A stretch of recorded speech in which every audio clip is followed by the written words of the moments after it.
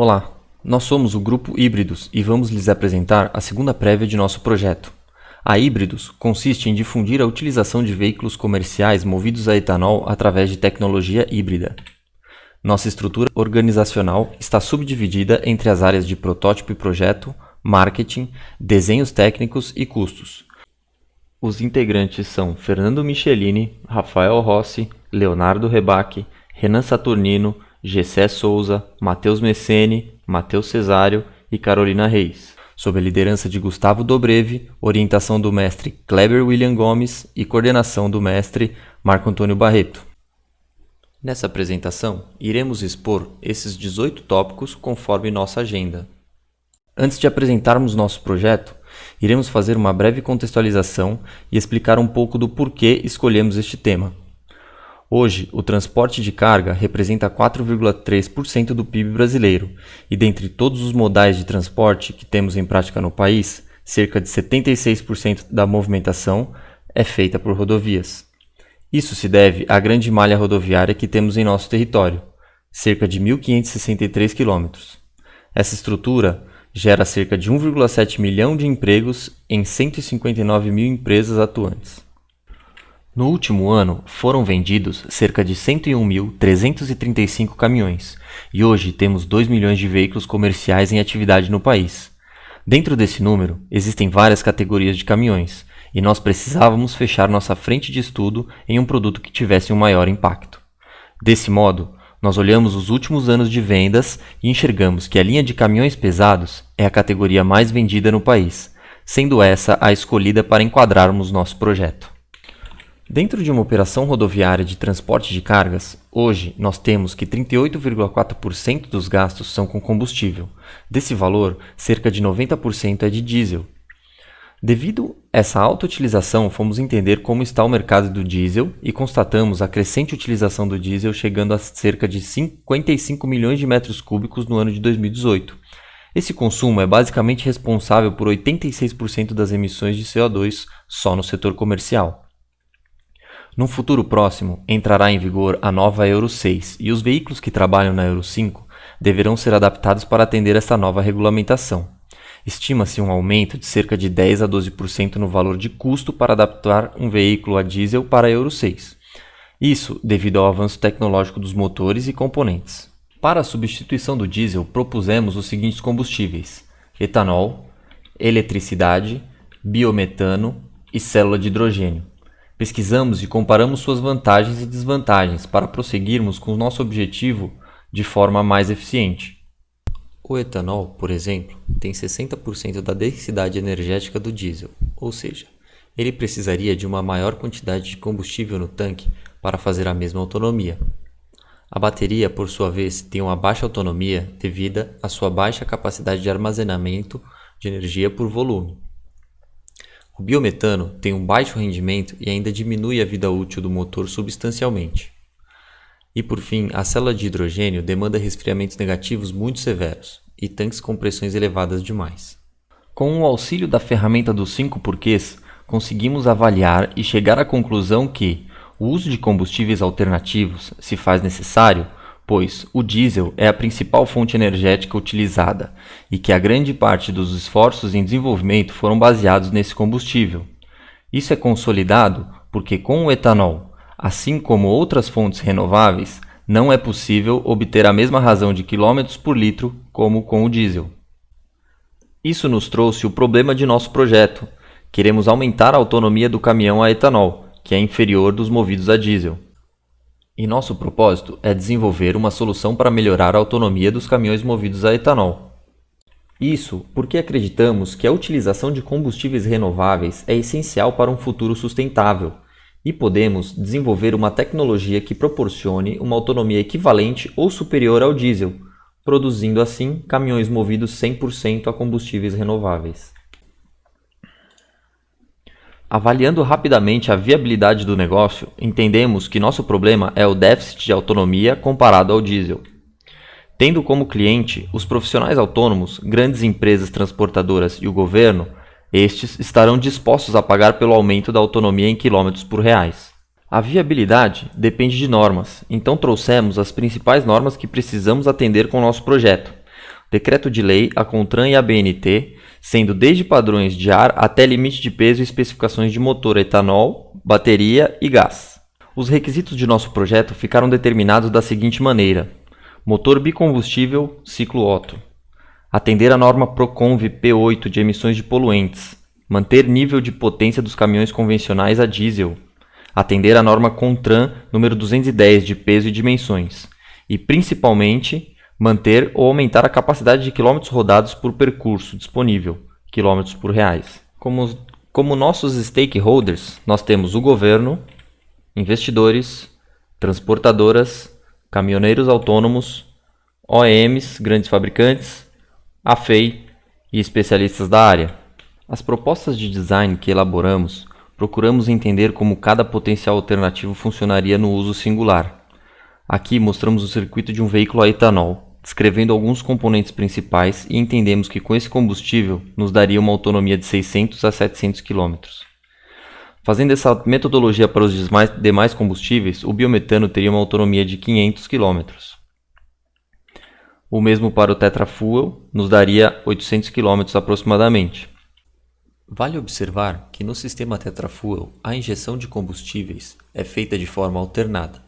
Quando há injeção líquida, o gás é inutilizado e vice-versa. No nosso sistema, a injeção seria simultânea. Para o veículo híbrido, mostramos os modos de operação e sua autonomia seria de aproximadamente 838 km. No veículo a célula de hidrogênio, a autonomia seria de aproximadamente 650 km.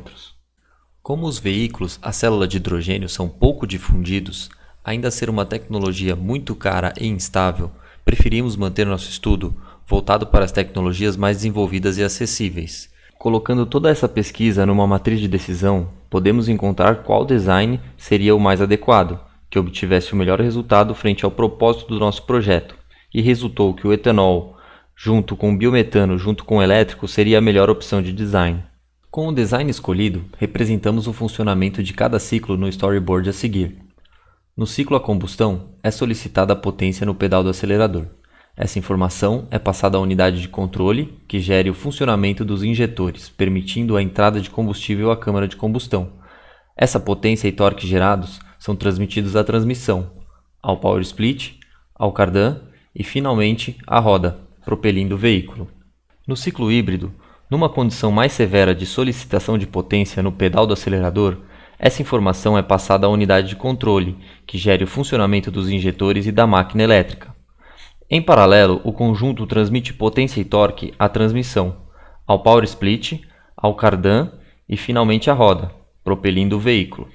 Nesse caso, a máquina elétrica entra como um suporte ao motor a combustão. O ciclo regenerativo opera apenas em solicitações de frenagem. O acionamento do pedal de freio e a leitura do TPS, sensor de posição da borboleta do motor a combustão, geram informações que alimentam a unidade de controle, que aciona o inversor, fazendo com que a máquina elétrica recarregue a bateria do veículo.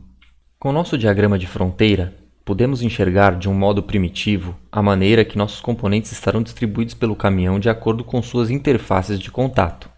Essas interfaces estão representadas como pressão por vazão, energia elétrica e mecânica, que são responsáveis pela propulsão, vibração e contato físico predominante entre os componentes e o chassi, e por último a interface de dados decorrente da comunicação da ECU. No estudo de engenharia reversa, nós separamos os três sistemas individualmente e especificamos todos os componentes utilizados em cada um dos designs. Ao listar estes componentes, identificamos as dimensões, o material, fornecedores, a massa e o processo de fabricação destes. Neste caso do sistema de etanol, teríamos um acréscimo de aproximadamente 85 kg. Para o sistema de gás, chegamos ao valor aproximado de 100 kg. E no sistema elétrico, o aumento de peso seria de aproximadamente 600 kg. Com isso, pudemos ter a ideia da dimensão dos componentes e concluir que teremos um acréscimo de aproximadamente 785 kg com todos os sistemas auxiliares. Nessa etapa, levamos em consideração que o peso dos componentes deveria ter uma parcela maior na determinação de escolha, pois como trata-se de um veículo comercial onde seu principal objetivo é transportar o maior peso possível, a escolha de equipamentos mais leves deve ser prioridade. Aproveitando os dados da engenharia reversa, elaboramos a tabela de componentes que usaremos como base de dados do fluxograma do FAST. A tabela determina a funcionalidade de cada componente, classificando qualitativamente como básico ou principal, de uso ou estética, e se são relevantes, irrelevantes ou não desejáveis. Nosso fluxograma parte da premissa de aumentar a autonomia ao solicitar potência e torque no pedal do acelerador. Dessa maneira, propusemos aumentar a autonomia, como reduzindo o consumo, como gerenciando o veículo, como coletando informações, como fornecendo informações, como propelindo o veículo, como gerando potência, como acionando o pedal. Da mesma forma, podemos voltar nessa mesma linha fazendo o questionamento do porquê. Entre gerar potência e propelir o veículo, ao olhar na direção vertical, temos nossa base de projeto, o caminhão a etanol. E entre reduzir o consumo e gerenciar o veículo, temos os sistemas auxiliares de propulsão. Este é o nosso diagrama P, onde buscamos identificar tudo o que influencia no funcionamento do sistema. Como entrada, para funcionamento temos os combustíveis e a energia elétrica. E de saída, que é o objetivo do sistema, o torque e a autonomia. Nos fatores de controle, listamos tudo o que podemos controlar, como o tempo de injeção e ignição, características de temperatura, tensão, pressão do sistema e o package. Nos ruídos do sistema, abordamos tudo o que pode afetar o sistema, subdivididos em condições de ambiente externo, mudanças no decorrer do tempo, variação entre as peças, integração entre sistema e modo de uso do cliente. Por fim, listamos os erros que podem surgir pelo mau funcionamento do sistema, como perda de potência e autonomia, desgastes prematuros dos motores, superaquecimento de componentes e falha no sistema eletrônico. O projeto Híbridos tem como target conseguir um aumento de 43% na autonomia do caminhão movido a etanol. Para chegarmos nesse valor, comparamos os dados de um caminhão diesel com torque e potência semelhante em relação ao movido a etanol. Colocando em números, nosso sistema híbrido deve fornecer uma autonomia complementar de aproximadamente 300 km. No cálculo de melhoria, traçamos a estratégia da seguinte forma. Delimitamos uma rota específica de operação e determinamos o quanto de potência e torque a máquina elétrica supostamente deveria entregar. Numa segunda etapa, faremos as simulações com a VL Cruise para a parametrização do motor a combustão, associando a injeção de gás e o motor elétrico em paralelo. Dessa forma, teremos dados suficientes para maximizar os ganhos na operação. Sendo assim, finalmente podemos validar as hipóteses de funcionamento, estratégia e target. Utilizando a metodologia de diagrama de blocos, foi possível identificar as interações entre os componentes do sistema e identificar a interface crítica. Este diagrama serve de objeto de estudo para o nosso FEMEA. No FEMEA, fizemos as análises de falha para cada componente e chegamos em alguns itens que tiveram um número de prioridade de risco muito alto. Nestes itens, sugerimos ações a serem tomadas para que o risco de falha seja menor. Com essa ferramenta, conseguimos mitigar as possíveis falhas de projeto, aumentando a satisfação e confiabilidade do produto. Por fim, temos aqui um esboço inicial de como ficará nosso projeto, já embarcado no caminhão.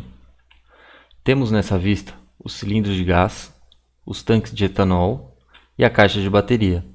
Apenas os tanques de etanol e a caixa de baterias estão em verdadeira grandeza, os cilindros são apenas representativos. Aqui podemos identificar a transmissão, o Power Split Device, o motor elétrico e o inversor de frequência. Aqui temos apenas o Power Split Device como imagem representativa, o restante está em verdadeira grandeza. Pela vista superior, podemos constatar o posicionamento do sistema em conjunto. Todos os integrantes do grupo Híbridos agradecemos sua atenção. Obrigado.